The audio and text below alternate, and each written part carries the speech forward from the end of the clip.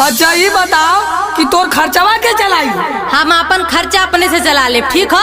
करे तो कौनो नाजायज बता रखले है का रे? करे तोर दिमाग खराब है का रे? सुन, अरे काहे माथा पच्ची तू का रावा तारी रे? तोरे जैसन से पीछा छोड़ावा तानी रे। अरे बात मानला जीत न ऐसे करा है रानी। मिलके रहबा तबे करब सेवा अपनी। का मिल के रहले का मतलब का करे पड़ी? सुना हम बतावत हई, आज तू कसम खा कि हम तोहार मरद आज के बाद तो से कब्बो झगड़ा ना करब। तो से कब्बो झगड़ा ना कर। कसम खा कि हम तोहार मरद आज के बाद तोहके कब्बो ना गरियाई।